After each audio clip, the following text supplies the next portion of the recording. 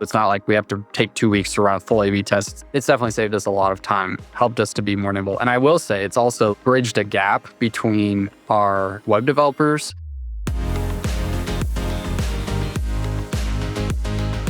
Hey folks, really excited for our podcast today with Alex Nelson. Cozy Earth initially started working with us a few years ago with our error monitoring product, but they've since added in our additional capabilities and consolidating multiple tools into Noibu. So really exciting conversation today if you're under budget pressure to consolidate tools and you're interested to learn about how teams are driving efficiencies. Welcome to another episode of the e-commerce toolbox expert's perspective. Joining us today, we have Alex Nelson from Cozy Earth. Welcome, Alex. Yeah, happy to be here. Thank you for having me. Awesome. Alex, well, let's just start off with a brief introduction to who you are, a bit about Cozy Earth, and how we initially got synced up, I think, in 2022. Yeah, for sure. So I've been on the Cozy Earth side for 5 years. I'm the director of digital product here at Cozy Earth. So I oversee the website and all things in that realm. At Cozy Earth, we are primarily D2C. We sell like soft goods in the home. So bedding, bath, comforters, blankets. We also sell loungewear for men's and women's. So it's a fun space to be in. But yeah, you say 2022 is when we started. We've been with you guys for a while. Definitely been a journey for sure, but we've loved being partners.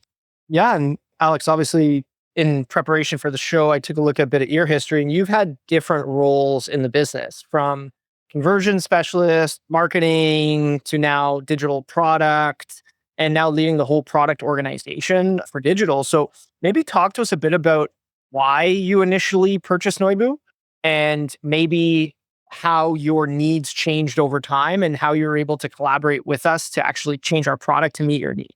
Yeah, for sure. So, I think that you guys reached out to us initially, and it was just about bug detection on our website. At that time, we had a third-party dev agency that we were using to kind of build our site and go that route. So it was appealing to us because we didn't have as much visibility as to like bugs and things that were surfacing besides just if we like found them on the website. So we wanted to kind of get into that space so that I, as like a less technical side, had visibility into like bugs and like honestly the like revenue loss that we were seeing across the board. So that was what initially got us interested in Noibu. So we jumped in and we felt that like our team had a little bit of like hesitancy to adopt the tool and work it into their workflow. So we actually like went through that process, and it was like kind of like pulling teeth for a little bit. But once they started using the tool, they really liked it. So I think at one point we were even thinking about canceling the contract, but we stuck with it. And I'm really happy that we did, because we worked that into our workflow, and we've seen like that the bug detection side has been awesome. But you guys have evolved significantly over the years. And so I think that tool itself has gotten more robust. And I think that it's more user-friendly on the dev side, but also on my side as I'm like looking into issues and kind of seeing the general health of our website. But I've really liked the direction that you guys are going, especially with like the page analysis tool and kind of like being able to understand different elements of our site that isn't just like, is there a bug and what can we do to fix it? I love that framing. I think, to your point, a lot of people initially sign on with us because they either do a migration, maybe they don't trust their third-party devs, or they're just like site stability is top of mind for them at that moment. And to your point, especially when you're on like a more templated framework, you kind of do a big bug bash. Maybe it's a few sprints, maybe it lasts a few months. Then people typically move on to performance, so like site speed. And we kind of see those like the two like bases of the pyramid. People want to like stabilize to make sure there's no like leakage. Next, they want to make it fast. And then on the back of that, they typically will deprioritize. Continuous, obviously, if a bug pops up or if you release something that slows down your website, you'll deal with it, but it's not something that you're working on every day. And in some cases, it's great. And especially with lean teams like yours, it's kind of like what you're saying, where you solve most of the bugs, you then go into kind of maintenance and insurance mode, same with performance. And then on the back of that, you're like, well, most of our time is now going to go into innovation. So it's going to go into A/B testing, looking at user flows, customer journeys, heat maps. So maybe talk to us a bit about, as your business has evolved, when did you guys kind of go from spending a lot of mind share on errors and performance and stability into, okay, now that we've gotten that done, we have to look to the experimentation side? Yeah, it's definitely been an interesting journey. And honestly, similar to what you just outlined there, So, like I said, we historically had a third party dev agency, but in the last year, we've transitioned so that we have a fully in house dev agency or just devs. So, it's kind of followed a similar timeline because we went from like not having full visibility into like the site health. And like we definitely went through and like identified the biggest impacting bugs and got those figured out. But then with more of like I guess we have a pretty lean team, but they're pretty nimble and able to move quickly. And so we started to like add new features and things that we're really excited about. But I think the biggest caveat there is time. Like it takes time to build these things, but also takes time to test them. So we love to do A/B testing on our side, but it takes time to get enough data to feel confident in the results. So as we've adjusted, okay, we want to ship more things and continue to make the site and experience better for the customer. Tools like a page analysis or heat mapping, session replays, being able to like understand on a bigger level what the customer experience is, has helped us just inform our decisions quickly. So it's not like we have to take 2 weeks to run a full A/B test. It's like I can go in a day after we've shipped something, see what the heat maps look like, see what is the engagement of the customer like we expected. And then we can look at like the funnel and see, okay, where are they clicking after this, follow that journey. It's definitely saved us a lot of time, helped us to be more nimble. And I will say it's also bridged a gap between our web developers and our UX designers. They're both looking at the same heat maps, understanding the same data, and it's kind of helped like merge those two worlds for us. If you're listening to the e-commerce toolbox, you're entitled to a podcast exclusive website audit. Go to noibu.com/podcast-audit for a free scan that uncovers the hidden friction blocking your conversions and shows you where you're leaking revenue. Was that a challenge before where like maybe in a previous life, you're marketing, you're working on a campaign, it's not performing, you're like, okay, is it performance? Is it errors? Is it just user behavior? Is the product not resonating? Like, and then having to collaborate with different teams and different tools. Was that a tax of the past? Yeah, for sure. And I think like one example, it's like with our PDP, right? It's one of the more complicated pieces of our website, but we build out like last year we did a little bit of a refresh on the PDP. We A/B tested it to see which one performed better. And it's like the new version didn't perform as well. And it's like, is that because the way it was built out is less performative? Is it because the user experience isn't exactly what we had hoped and maybe the users aren't adopting it as much, So I think that, as we're going through a refresh right now, and as we're looking at these new elements, we're going in and seeing, okay, heat maps are showing this is what we expect the user's behavior to look like. So now, if this isn't performative, we can take a step back and see, okay, like, is it because of the way we built it out? Is it, is the performance there? Is it the design? So it's definitely like helped round that whole experience for us because it is a frustrating problem to tackle. Makes sense. And now looking across the different teams, like how many different teams are now collaborating in Noibu in your organization now? And like, what did that look like 18 months ago? Yeah, I would say that right now, like my team specifically, we have kind of like the UX side, the dev side, and then like kind of the website maintenance side. And all three of those teams are getting into Noibu and using it for various pieces, right? And I'm excited to get more of like our ad buying team and like our growth team to like see, okay, these are the ads. So if you're sending ads to these landing pages, like this is the heat map of the landing page that you're sending to, and we can see like the performance of that landing page. So getting some of these other teams informed in the tool is something that we're working on, but I think that they'll find a lot of benefit. That's awesome. I think that makes sense. We typically land historically with like the engineering team, sometimes product, like in your case, and then you expand, right? UI, UX with page analysis. And I think rightfully so, like you're flagging, getting marketing, singing from the same sheet, right? When it comes to user journeys and heat mapping and ad conversion and all those things. And eventually, depending on your type of business too, sometimes the customer support team depends on how many tickets are being flagged to your team, but those are kind of like the trifecta of use cases. Out of curiosity, I know you're very involved in our product roadmap. What has you most excited about our product roadmap?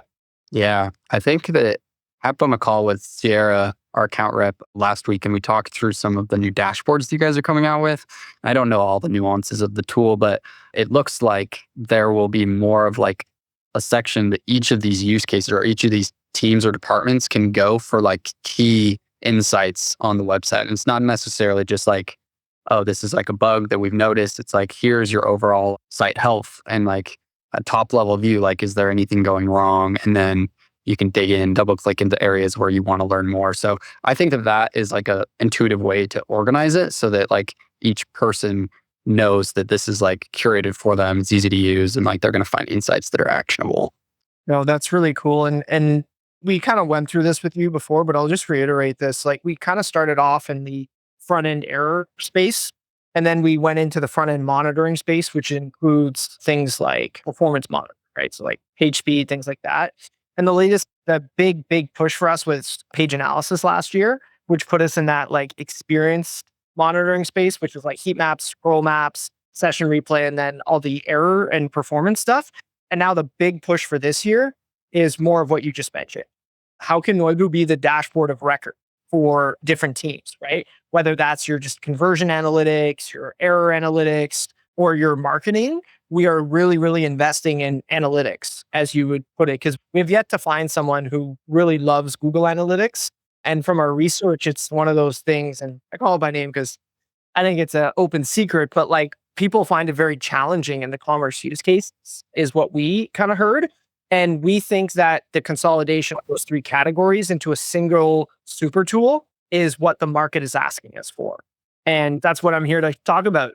Yeah, I just wanted to add one thing to that. So, as specific on the page analysis tool, I know that's a newer tool on your end, but historically, we've looked at a few different heat mapping tools, and that was like something that we were planning to just have a separate service for, and then we were going to have bug detection on the other side. But both are, looking at sessions, and so it makes sense to kind of consolidate those tools. But to your guys's, like to complement your team, like you guys built out a tool that was very intuitive to use. I've tried like 3 or 4 different heat mapping tools, and with a lot of frustrations. And so I think that I've really enjoyed seeing that your team is not only trying to enter this space and kind of like own that space of like, okay, we're giving you your overall site health for all these different teams, but you're also worried about like the customer's experience and like how easy it is to intuitively use the tool, which definitely commend your team for that. Appreciate it. And our kind of strategy along those lines is that we only build for commerce brands, and commerce brands are on a few platforms. They're on Shopify, they're on BigCommerce, they're on Salesforce, they're on Commerce Tools. Some people are still on Magento. Like that covers like 95% of the use cases, right? And we know your roles: product, engineering, UI, UX, marketing. Like there's not that many different permutations. And because we don't sell to SaaS companies, telecom, all these other things, we can be very intentional on how we build things. And everyone else in the space is horizontal, meaning they serve many masters. So they have to build it in like a everything for everyone kind of way. And that puts a lot of the onus on teams like of your size to actually instrument and figure out the tool. And there's larger adaptability gaps. So we really think the market is honestly pretty fragmented in this space, where you're paying a lot of the same vendors to collect session data, session replay data, event data, error data, heat map data. Like everyone, you're paying multiple vendors to collect the same thing, candidly. So we think we can have the best tool purpose built for people in your role and in your industry at the best cost, because you don't have to pay 3 different vendors to collect a lot of the same data. So that's our bet. Yeah, and I think it's definitely paying off. And even just on like the site performance side, we have been in that realm where we have 3 or 4 different vendors that are all like trying to load their scripts to track our sessions and stuff. And like just getting it all done at once, like makes the site experience better, loads faster. It's like less cumbersome. So yeah, I think it's very smart what you guys are doing. Well, it's been really cool because like we were chatting about before, you guys have been on a journey it's somewhat parallel to our journey. As your needs evolved, like our product kind of evolved to meet those needs, which was really cool. I mean, this wouldn't be a podcast if I didn't ask you a bit about AI. And actually, I want to give you our AI demo after. But I'm curious, like, as you're looking at digital products in this space, how do you think AI influences the space in the next couple of years? Yeah, I've thought a lot about this, and like, where will you effectively be able to implement AI and where it's going to? I think obviously there's on the like back end side of like understanding the analytics and the sessions and things like that, that's definitely like a use case. But I think on the front end, like what can you implement? How can you implement it on a site? It's like, I think it's going to be more of a one-to-one experience. You're going to be able to track these sessions and understand like these touch points that maybe they came from an email, maybe they came from an ad, and like what were they engaging with, and like what is the specific thing that they're curious about. And then you almost build an entire site experience for that customer. But that's also to say, like, our site's even going to be relevant? Is it going to be all just like shopping through LLMs? Like, I don't know what the future holds there, but I think that, yeah, there's plenty of opportunity on like the shopping side, and then also like the post shopping, like digesting the analytics and all the metrics. And I think that AI is huge in that. Out of curiosity, do you guys have analytics centered around traffic coming from these LLMs and how they're performing? Yeah, like I think we're amongst the masses trying to figure it out, but we're looking in GA4, understanding like where the main traffic from AI LMs are coming from. And, it's not like anything huge today, but then we also have like different tools that we're using to track share of voice. Like how are we showing up compared to our competitors? And for these different, like our categories that we want, bedding, bath, loungewear, like how are the LLMs digesting our information and what is the sentiment there? So definitely on that side, we're trying to figure out like, okay, what is the best way to report? Is it revenue? Is it sentiment? What makes the most sense to look at? Awesome. Well, Alex, I really appreciate you taking the time to hop on. Did you have any additional questions before we sign off today? No, I think that's it. Yeah, I really appreciate the time. Yeah, likewise. Thank you so much. Yep. The e-commerce toolbox Expert Perspectives is brought to you by Noibu. To find out more about Noibu and how we can help you debug your e-commerce site and rocket your revenue, visit www.noibu.com. That's Noibu.com. And then make sure to search for the e-commerce toolbox Expert Perspectives on Apple Podcasts, Spotify, or anywhere else podcasts are found, and click subscribe so you don't miss out on any future episodes. On behalf of the team here at Noibu, thanks for listening.